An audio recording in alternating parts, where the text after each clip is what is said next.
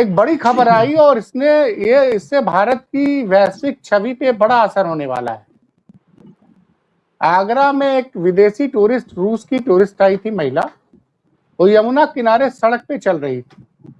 उसने वीडियो बना के डाला है कि और अनुरोध किया है कि भारत में सड़कों पर अकेले न चले। उसने लिखा है रूसी भाषा में, वीडियो इंस्टाग्राम में डाला है और अब तक इसको कई लाख लोग देख चुके हैं, क्योंकि 20,000 से ज्यादा लोगों ने इस वीडियो को लाइक किया है। और योगी जी की जो महिला सुरक्षा के दावे हैं उस पर ये बड़ा सवाल खड़ा करता है। इस महिला का मैं खबर का पूरा डिटेल राज कपूर जी को भेज चुका हूं। राज कपूर जी, अगर संभव हो तो खबर जरा पूरी पढ़ के सुनाइए, क्योंकि ये बड़ी शर्मनाक घटना है और इसमें मतलब आम जनता पर भी टिप्पणी की गई कि मैं वहां घूम रही थी, सड़क किनारे लोग मुझे घूर रहे थे, फप्तियां कस रहे थे। ये महिला सुरक्षा के सारे दावे। और आगरा, आप जानते हैं आगरा में अगर किसी महिला टूरिस्ट ने अगर ये लिखा तो आगरा तो भारत जो टूरिस्ट आता है सिर्फ आगरा, सबसे ज्यादा टूरिस्ट तो आगरा ही आते हैं। विवेक जी, नहीं देखिए, एक बात समझना पड़ेगा कि ये बेरोजगारी के कारण ये समस्याएं पैदा होती हैं। ये जो घूरने वाले, जो सड़क पे खड़े होकर के देखने वाले, फप्तियां कसने वाले मनचले टाइप के लोग होते हैं। ऑपरेशन द्रौपदी इन्होंने बहुत पहले चलाया था, वो बंद हो गया क्योंकि उसमें कुछ भाजपा के लोग ही ज्यादातर पकड़े जाने लगे थे। और सबसे बड़ी बात यह है कि जो सत्ताधारी रसूख के लोग होते हैं, उनके जो गुर्गे होते हैं उनको आप भाजपाइयों की तो बात मत कीजिए। खबर आई थी कि भाजपा के एक महामंत्री के ऊपर बिजनौर की एक डॉक्टर ने अवैध जबरी उसकी आबरू लूटने और लूटने के बाद उसकी वीडियो बना के उससे वसूली करने का मुकदमा दर्ज कराया है। हाँ बिल्कुल बिल्कुल। अब देखिए, मुद्दा यह है कि ये तो फ्रांस एम्बेसी से खबर आ गई हो तो जरा दर्शकों को पूरी खबर पढ़ के सुना दीजिए, फिर विवेक जी से हम पूरा इस पर डिटेल डिस्कशन लेते हैं। पढ़ देता हूं मैं। खबर है कि ताज नगरी में पर्यटन को बढ़ावा देने के दावों के बीच एक बार विदेशी सैलानियों की सुरक्षा और उनके असहज अनुभवों का मामला सामने आया है। सोशल मीडिया प्लेटफॉर्म इंस्टाग्राम पर एक विदेशी महिला पर्यटक का वीडियो बहुत तेजी से वायरल हो रहा है, जिसमें वो शहर की सड़क पर पैदल चलते हुए बेहद असहज नजर आ रही है। वायरल वीडियो आगरा के यमुना किनारा रोड का बताया जा रहा है।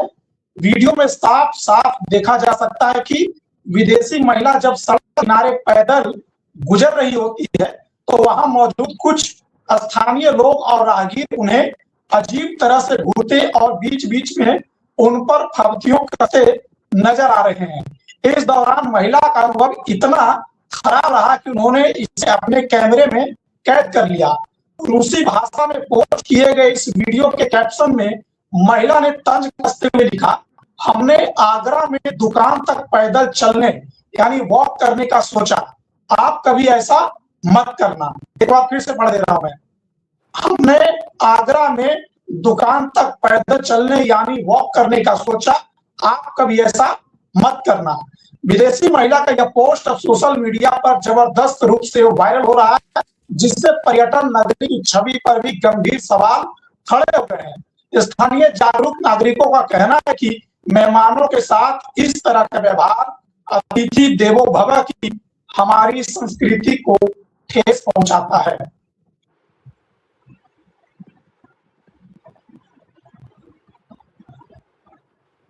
विवेक जी, आवाज आ रही है आपको मेरी? जी।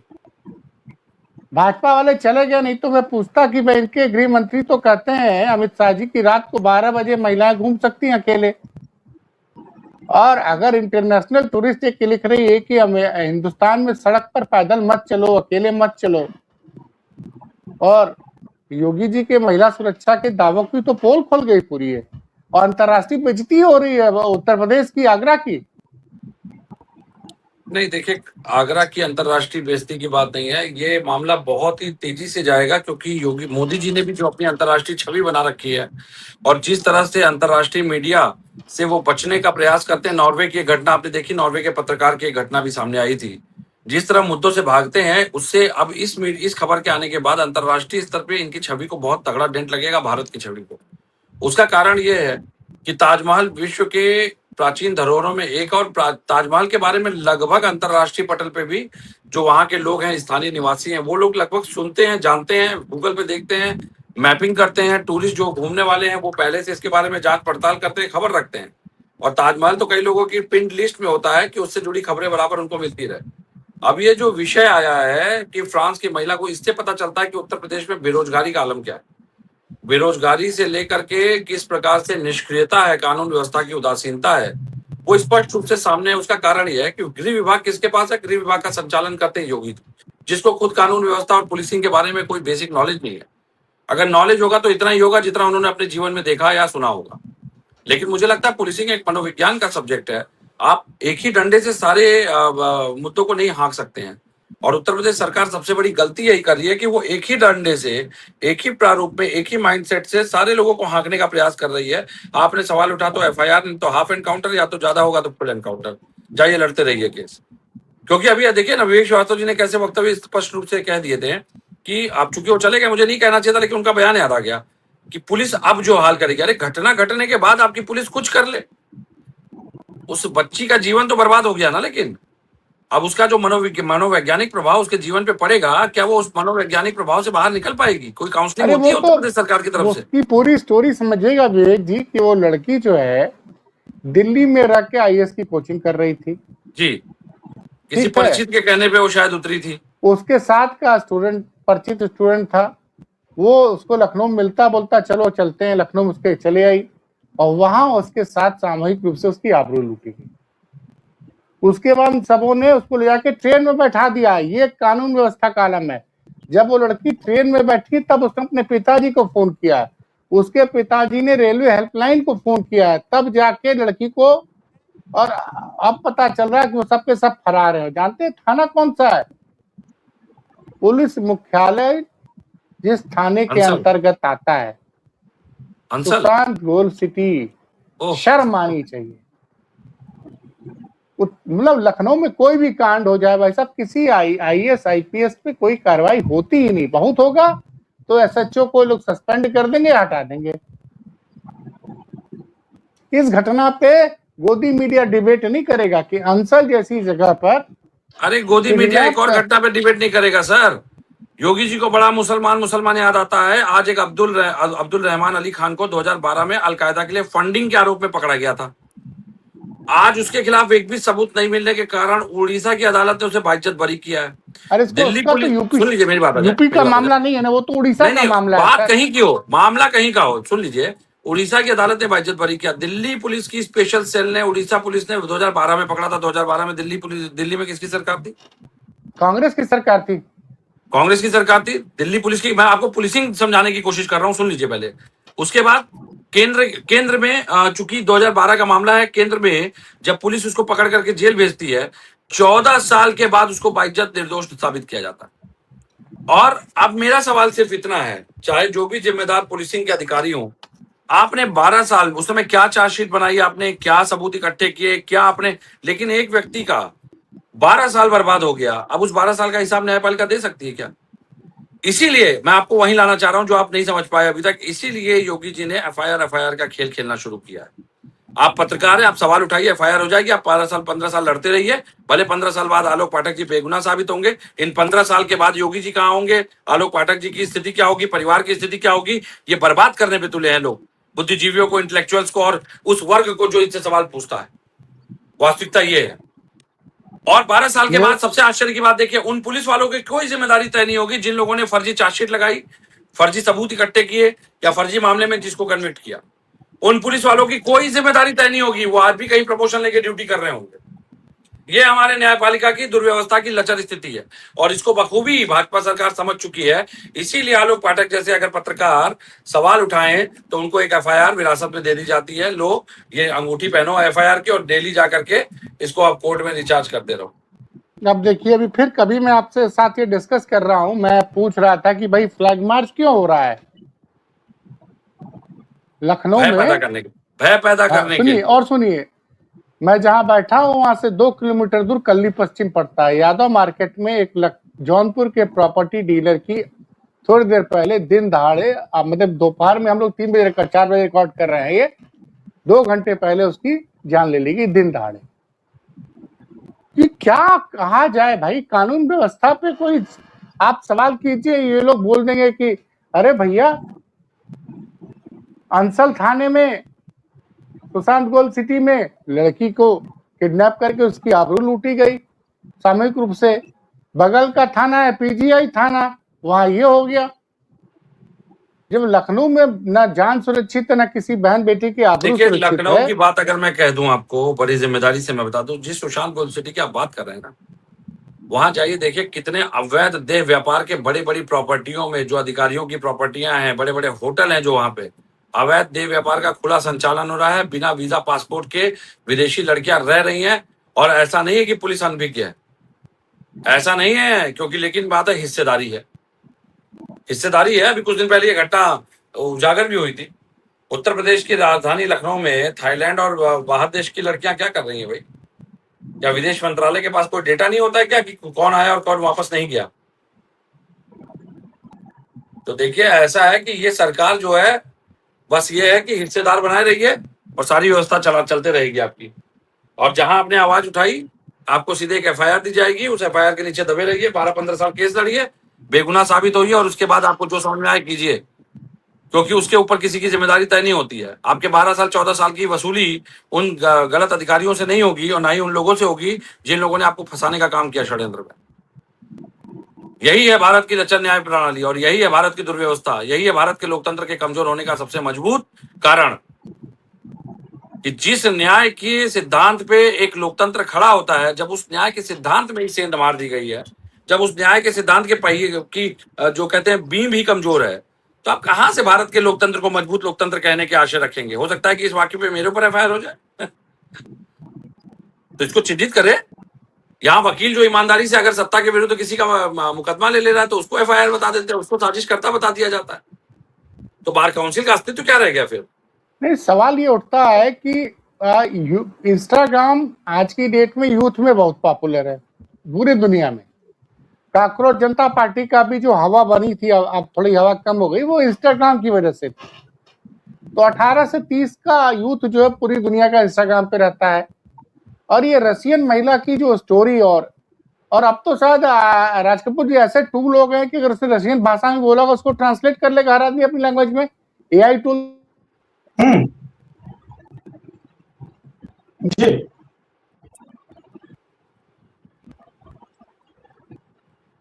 जिंदा पहुंचा।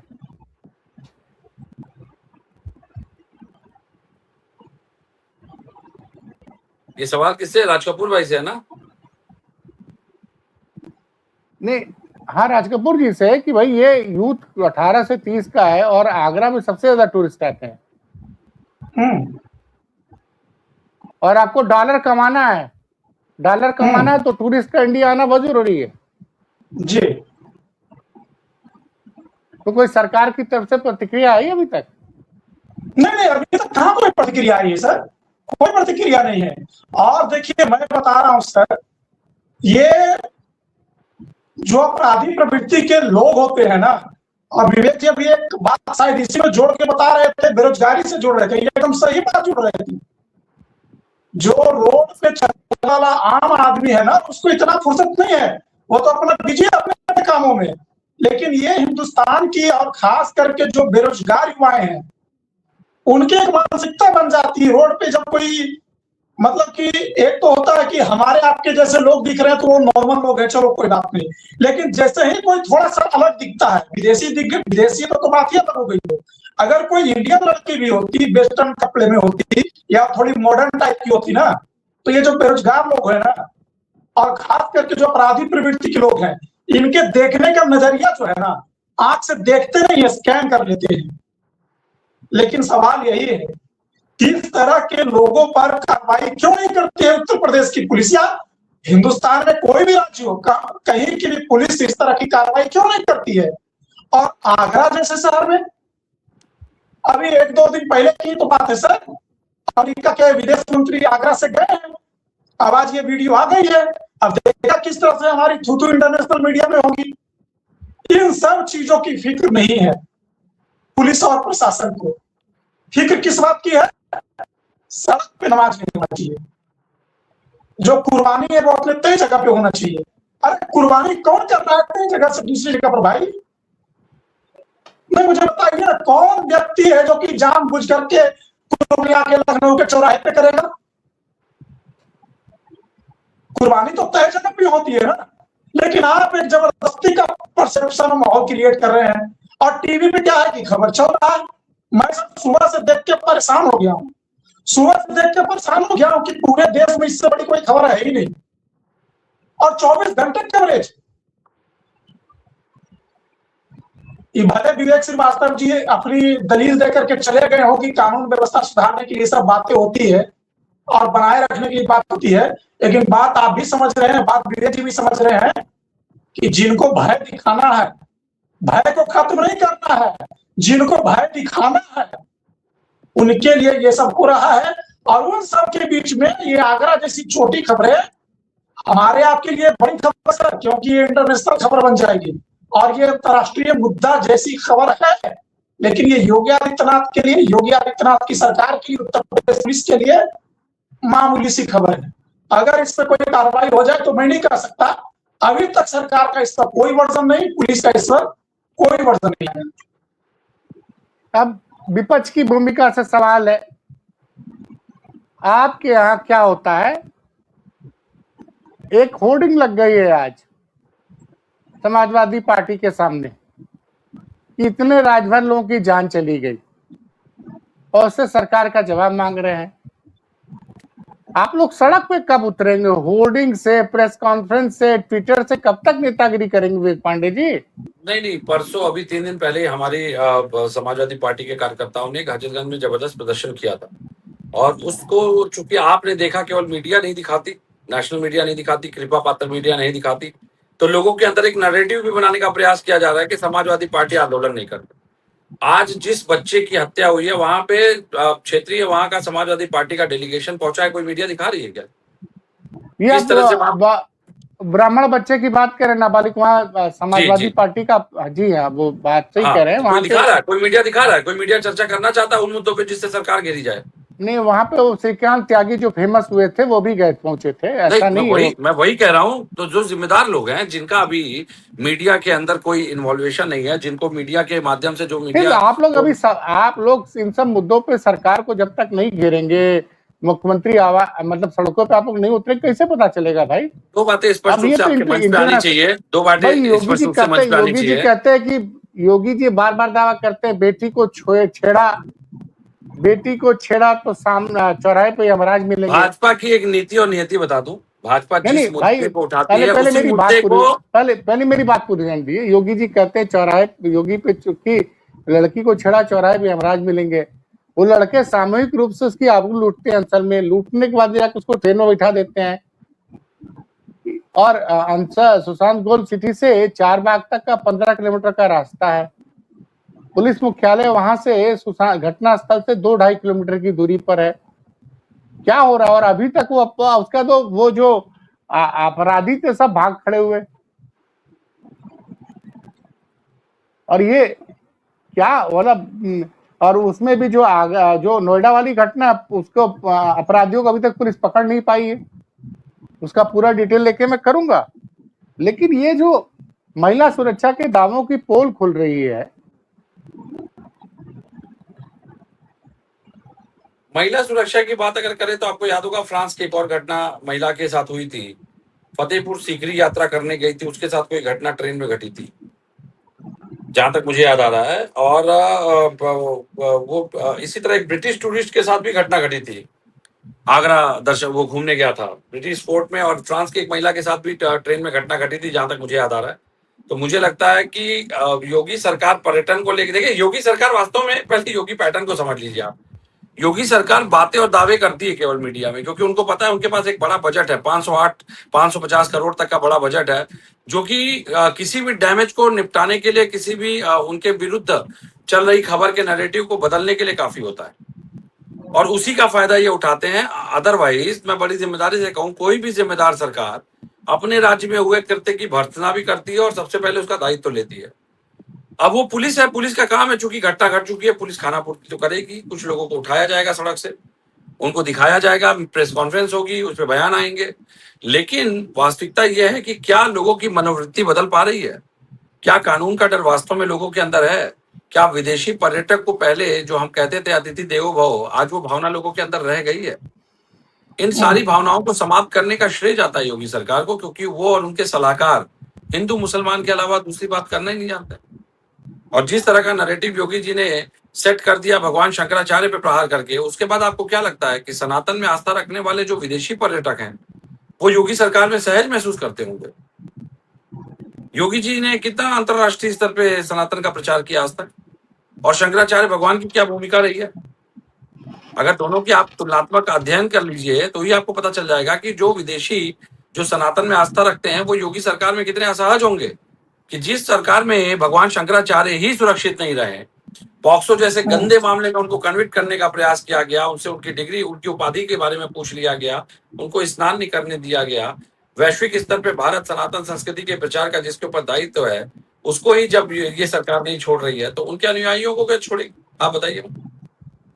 तो ये तो अंतरराष्ट्रीय स्तर पे आप सीधे सीधे खबरें प्रेषित कर रहे हैं। अंतरराष्ट्रीय स्तर पे इनका क्या खामियाजा भुगतना होता है वो तो पर्यटन विभाग के आंकड़े उठा के देख लीजिए, कितना नुकसान में, कितना लाभ में, कितने पर्यटक आए, कितने पर्यटक नहीं आए, सब समझ में आ जाएगा। अब ये जब इस मतलब मेरे समझ में नहीं आता है कि उत्तर प्रदेश सरकार में एक साइबर सेल है, वो हमारे जैसे सरकार से सवाल पूछने वाले हर ट्वीट पे, हमारी हर पोस्ट पे नजर रखते हैं। और इन लोगों ने ये रसिया वाली महिला का इंस्टाग्राम पोस्ट नहीं पढ़ा था क्या? अब तक वीडियो देखकर जो उसमें चेहरे, इनके पास बड़ी टेक्निक है ना, चेहरा पहचान लेते हैं। आपको क्या लगता है उत्तर प्रदेश को आज तक स्थायी डीजीपी क्यों नहीं दिया गया? बात स्थायी डीजीपी की नहीं, क्यों नहीं है बात? अगर स्थायी होगा तो जिम्मेदारी तय करनी पड़ेगी। मेरा सवाल अगर स्थायी डीजीपी होगा तो जिम्मेदारी तय करनी पड़ेगी। मेरा सवाल सीधे योगी जी से, उनके प्रमुख सचिव गृह से है, अपर मुख्य सचिव गृह, जो बढ़िया फोटो खिंचाते हैं एकदम हीरो की तरह। ऐसा लगता है कि वो अपर मुख्य सचिव गृह नहीं, किसी फिल्म के हीरो हो। ऐसा चश्मा लगा के उनकी फिल्म आती, पूछिए मत साहब।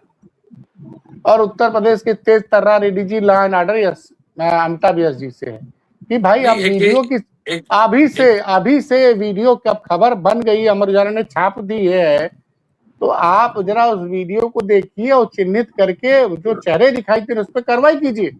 उतना समय नहीं है, इससे बड़ा संदेश जाएगा अगर ये कार्रवाई नहीं करते हैं। उतना समय नहीं है। एक पर्यटक ही तो है फ्रांस की, हो गया तो हो गया, क्या फर्क पड़ रहा है? क्या फर्क पड़ रहा है? सरकार का स्टैंड आ जाता, वरना सरकार का स्टैंड बंद हो जाएगा। क्या आपकी देश की बड़ी इनकम होती टूरिस्टों से, और देश हमारे देश की है ना, भाजपा के लिए थोड़ी है। भाजपा के लिए देश और विदेश क्या मायने करता है भाई? भाजपा के लिए देश और विदेश क्या मायने? भाजपा के मित्र तो विदेशों में अभी तो नरेंद्र मोदी बार बार घूम के प्रधानमंत्री कह रहे हैं कि डॉलर बचाइए, डॉलर बचाइए, सोना मत खरीदिए, बहुत पैसा। देखिए डॉलर तो मैं आपको बड़ी जिम्मेदारी से बता दूं, दिशाहीन लोकतंत्र और दिशाहीन नेतृत्व से आप कभी भी जिम्मेदारी की उम्मीद मत करिए। इसमें विपक्ष को भी मैं उतना, ये दिशाहीन सरकार है क्योंकि उसमें विपक्ष जो है नकेल कसने में फेल है। नहीं, विपक्ष नकेल कैसे करेगा? जब विपक्ष सवाल उठाता तो मीडिया उस सवालों को दिखाना नहीं चाहती, जनता तक नहीं जाती। अरे मीडिया की औकात क्या है? नहीं क्यों नहीं? अरे तो हम कहा किस सोशल प्लेटफॉर्म पे इसका प्रतिरोध नहीं हो रहा है बताइए विपक्ष द्वारा? आप सड़क पर उतरिए ना, सड़क सोशल मीडिया से आप लोग विरोध करते रहिएगा। हाँ, आप तो चाहते हैं कि सड़क पे हमारे कार्यकर्ता उतरे और सबको एफआईआर करके पुलिस उठा के जेल भेज दे ताकि हमारे चुनाव प्रभावित हो जाए। इंदिरा गांधी ने बहुत से लोगों को इमरजेंसी में जेल में बंद किया था, जनता ने उखाड़ फेंका था। अरे जनता इस समय धर्म की और सुनिए, चंद्रबाबू नायडू को जनता को 5 किलो राशन, नहीं, जनता को 5 किलो राशन दैनिक आवश्यकताओं में ऐसा उलझा। चंद्रबाबू नायडू को जगन रेड्डी ने जेल में भेजा, चंद्रबाबू नायडू की जबरदस्त सत्ता में वापसी हो गई। जनता को इस समय सरकार ने ऐसे आवश्यकताओं में अपने उलझा दिया है दैनिक दिनचर्या के कि जनता अपनी सोच केवल और केवल एक सीमित दायरे में लेकर के सुबह से शाम तक घर परिवार के बच्चों को क्या खिलाना है, कैसे व्यवस्था बनानी है, उसमें उलझ करके रह गई है। इस देश में जो महंगाई की आज स्थिति है, ये महंगाई की स्थिति पहले नहीं हुआ करती थी। आप जैसे बुद्धिजीवी पत्रकार अपना संस्थान चलाते थे, लेकिन इस देश में मैं कहता रहा हूं बार बार, हर उस वर्ग को प्रहारित और चोटिल किया गया जिस वर्ग को लाभ ना देने के कारण उसकी पूरी सोच और पूरी बुद्धिमत्ता उसकी उलझ करके रह और गई ये अपनी आगरा आवश्यकताओं के में। युवाओं से भी मेरी अभी एक अपील है पत्रकार भाई। 2 दिन पहले, रुकिए ना, अभी 2 दिन पहले एक पत्रकार बता तो रही थी कि 8 ही रुपए तो बढ़ा है। कौन सा ज्यादा बढ़ा है बताइए, कौन सी महंगाई बढ़ गई? आपको उसका प्रभाव दिख रहा है, राज भाई को दिख रहा है उसका प्रभाव 8 रुपए बढ़ने का, उनको ना दिखाई दिया। उनको क्यों दिखाई देगा? 550 करोड़ का बजट जो आवंटित हो रहा है भाई, उनको क्यों दिखाई देगा? लेकिन आपको क्यों दिखाई दे रहा है? आपको भी नहीं दिखना चाहिए, आप भी उसी संवर्ग से आते हैं। तो अंतर क्या है? वो जो अंतर है ना, उसी अंतर में तो ये भाजपा खेल रही है। उसी अंतर का परिणाम है ये कि आप यहाँ हैं और वो वहां हैं। उनके लिए 8 रुपए महंगाई नहीं है। एक बात बोलूं मैं, जी, बचपन में हम लोग दोहा पढ़ते थे जिसका मतलब ये था कि जाके पीर न पड़े पराई, मतलब बेसिक पर्पस ये था कि जिसके पैर में छाले न पड़े हो वो दूसरे के छालों का दर्द कैसे समझेगा। बिल्कुल जायज बात है, सहमत हूं। तो आज जब मैं लाखों की नौकरी मेरी गई और मेरे पैसे खत्म हो गए ना, तब मुझे समझ में आ रहा है। या राज कपूर जी एक अच्छे चैनल में काम करते थे, अब नौकरी चली गई, अपना चैनल लोग खड़ा करने की कोशिश कर रहे हैं, तो हर रोज की रोटी सब्जी की जब चिंता होती है तो हम लोग को दर्द समझ में आता है। लेकिन आगरा क्यों, राज कपूर जी, युवाओं को इस मामले में आगरा के आगे आना चाहिए। जनरेशन जन जी का मामला है, इंस्टाग्राम पे तो बहुत बिल्कुल आना यूज चाहिए, करते हैं। बिल्कुल आना चाहिए। आना चाहिए और ये बड़ा मुद्दा और बनना चाहिए। आगे से इस और तरह की आगरा घटना न हो, ये भी सुनिश्चित हो। और उत्तर प्रदेश के मुख्यमंत्री को उस महिला से माफी मांगनी चाहिए। हम तो कह रहे हैं देश को माफी मांगना चाहिए। नहीं, देश को तो माफी प्रधानमंत्री को भी माफी मांगनी चाहिए, मुख्यमंत्री को भी माफी मांगनी चाहिए कि आपके साथ उत्तर प्रदेश आई, आगरा आई और आपके साथ इतना बुरा अनुभव हुआ, हम आपको समुचित सुरक्षा और अच्छा माहौल नहीं दे पाए। लेकिन मैं अपने अनुभव के आधार पर कह रहा हूं कि ऐसा कुछ नहीं होगा। हो सकता है इस वीडियो को एआई जनरेटेड बता दे उत्तर प्रदेश के शासन प्रशासन के लोग। अब लीजिए, विवेक जी तो कह रहे हैं कि उस वीडियो को एआई जनरेटेड बता दिया जाएगा। नहीं, ये अगर हुआ तो उत्तर प्रदेश की सरकार और भारत सरकार बहुत बड़ी गलती कर बैठेगी, क्योंकि मामला सीधे सीधे अंतरराष्ट्रीय स्तर का है। मामला सीधे फ्रांस की एक महिला से जुड़ा है जो कि पर्यटन रूस की वीजा महिला, पे आई रूस थी। की रूस की महिला, रूस की, माफ कीजिएगा, रूस की महिला जो पर्यटन के उस पे आई थी बाकायदा वीजा पे। तो मुझे नहीं लगता कि इतनी बड़ी बेवकूफी करने की कोई आवश्यकता है इसमें, क्योंकि सीधे सीधे ब्यूरोक्रेसी टॉप लेवल के अधिकारी ऑफिशियल्स इन्वॉल्व होंगे। अगर उसने ये मेल कहीं असेंबली को, अपने एम्बेसी को कर दिया, तो यकीन मानिए भारत सरकार की जवाबदेही रशिया के प्रति हो जाएगी। अब ये इसको भी एंगल ना दे दिया जाए, सुन लीजिए, बहुत हो सकता है तो योगी सरकार बड़ी स्मार्टनेस से ये कर सकती है कि इसको पाकिस्तान कनेक्शन, जो लोग थे वो पाकिस्तानी नैरेटिव पे जानबूझ करके भारत की छवि खराब करने के लिए, चूंकि वो रशिया की थी, रशिया से भारत के संबंध बिगड़ जाए, इस तरह का एक नैरेटिव बनाने का प्रयास कर सकते हैं। लेकिन क्या होता है ना कि उत्तर प्रदेश में कम उम्र के मतलब रिटायरमेंट की जो एज होती है, क्योंकि मोदी जी भी 72, 73, 74 के होकर के अगर युवा हैं, तो जो अधिकारी हमारे उत्तर प्रदेश के पुलिसिंग के जिम्मेदार अधिकारी हैं, वो अपने आप को, आप जो भी आप प्रमुख सचिव जी की बात कर रहे थे, तो वो सब अभी बहुत यंग है, वो योगी मोदी जी से बहुत है। मोदी जी यंग है तो सोचिए ये लोग तो अभी अभी नवयुवक कहे जाएंगे। तो इतनी कम उम्र में जब इनको इतनी बड़ी सत्ता, पावर, पोजीशन मिल गई है, ये उसको एंजॉय कर रहे हैं, क्योंकि जानते हैं कि जवाबदेही तय करने वाला कोई ऐसा नेतृत्व तो है नहीं जो इनकी जवाबदेही तय करेगा, इनसे हर रोज समीक्षा करेगा, जो रिपोर्ट इनसे हर रोज मांगेगा, जो वर्क प्रेशर इतना रहेगा कि इनके पास फोटोबाजी, रीलबाजी के लिए समय नहीं होगा। तो ये सब दृश्य आपको देखने पड़ेंगे भाई। आप समझिए ये they are enjoying the power of fameness और कहीं ना कहीं ब्यूरोक्रेसी, और पूरी तरह से टॉप लेयर पे बैठे हुए हैं, जिसको चाहे पदस्थ कर दे रहे हैं, जिसको चाहे ट्रांसफर करवा दे रहे हैं, जिसको चाहे चार्ज दे दे रहे हैं, जिससे चाहे डिस्चार्ज कर दे रहे हैं। तो इस समय उनके पास अथॉरिटी है, वो एंजॉय कर रहे हैं अपना। क्या बुराई है इसमें? आप होंगे, मैं हूँ, हम भी करेंगे, लेकिन जिम्मेदारी भी पूरी करनी चाहिए। जो उनकी नैतिक कर्तव्य हैं, जो शपथ लिया उन्होंने, उसको भी पूरा करना चाहिए। अगर उत्तर प्रदेश में सरकार गलत दिशा में दिशाहीन हो रही है, तो मुझे लगता है कि दिशा दिखाने के लिए ऐसे ही नेविगेटर भी काम आते हैं। ये भी उनको याद रखना चाहिए।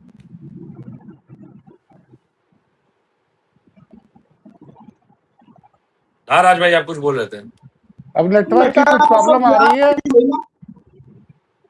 विवेक जी, आपने समय दिया और अब ये चर्चा 1 घंटे से ऊपर हो गई है, इसलिए अब इसको यही विराम देते हैं। फिर हम लोग, एक बड़ी खबर आ रही है अमेठी से, उस पर शाम को 6 बजे या 7 बजे हम लोग चर्चा करेंगे, और उसमें उम्मीद करेंगे कि विवेक जी हमारे साथ जुड़े, क्योंकि मामला यह है कि अमेठी से भाजपा के विधायक के घर बड़ा हमला हुआ है और आरोप कहीं न कहीं समाजवादी पार्टी के कार्यकर्ताओं पर ही लगा है। तो ये हम बता दें दर्शकों से, विवेक जी, अमेठी में एक बड़ा हमला हुआ सपा विधायक के घर पे, और पुलिस का कहना है कि जो हमला करने वाले लोग थे वो समाजवादी पार्टी से जुड़े हुए लोग थे। उन्होंने विधायक की कुछ आलोचना की थी, जिसपे विधायक के प्रतिनिधि ने कुछ लिख दिया था, उस पर ये बड़ी घटना हुई। खैर, इस पे हम लोग शाम को 7 बजे जुड़ेंगे।